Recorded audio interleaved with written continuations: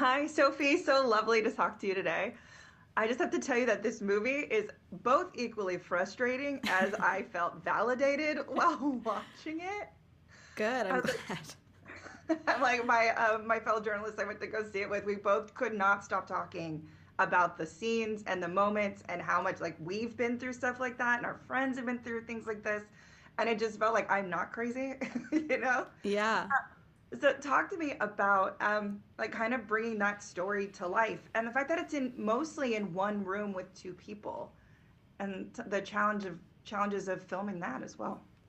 Yeah, well, the the concept was kind of immediately tied to him being physically tied to the bed and us being trapped in this room and the claustrophobia of that, and also the fact that he doesn't want to be in a relationship and doesn't want to, and he's physically now trapped in one, and she's kind of able to be free, but is also a little manic. And then the challenge of physically filming it was, you can only have so many different setups when you're in one room, and finding a way to keep the cinematography fresh. I had an amazing DP, Connor Murphy, who did such a beautiful job, and we did a lot of handheld that I think infused life into this, one room, and our production design as well, and having things interesting to look at when you're just in one room.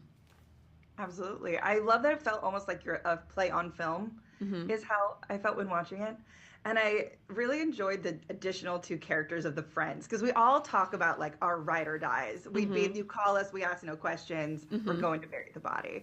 But this it took a really fun turn. So I just want to know, like, if it was you and a friend called you and said, "Hey," and you saw what was going on, what would you do? I would be a Max. I really would. Yeah, I probably would have a touch more reason because obviously the movie's a bit heightened. And but I think she's never actually trying to hurt him, and the murder plot is not in earnest. But I definitely would try and do everything I could to. I'm a girl's girl, so I would go and I'd be like, okay, we need to get out of this situation, and let me give you a little reality check, but also my cousin's a witch. Let's do what we can. Let's figure it out. I loved it. My friend and I were like, look, we would put him to sleep and we'd leave. It's his word against ours. His Yeah. family's in the government. They want Yeah. nothing to do with this. Yeah, yeah, It yeah. doesn't even matter. Like Yeah. Yeah. Ultimately, she should have just untied him sooner, but then we'd have a shorter film. we live, learn, and we go a little crazy. It is what it is. And I love the play of the trope of the rom com with like a hint of horror. Like it reminded me of Misery with him being tied up, Yeah. but like not hurting him. And you wrote these characters that you disagree with, like on multiple levels, but you still find them like a redemption arc for them. Can you talk to me about kind of like writing that and finding a way to still make them likable and empathetic in the end?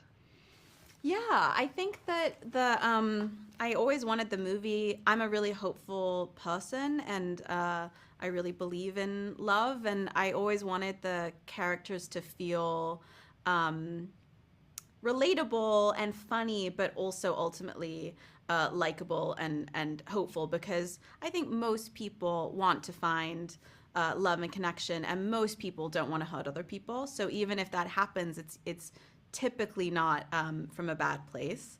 Uh, Outside of serial killers and stuff like that, they have more intense issues. But I think yeah, it was important to me to always feel like we're rooting for these two people, but they're not in the right thing right now together. Awesome. Well, thank you so much for your time. That's all I got today. Thank And I you. hope everyone goes to see Oh Hi. It's so, so good. Thank you so much. That's You're so nice. welcome. Thanks.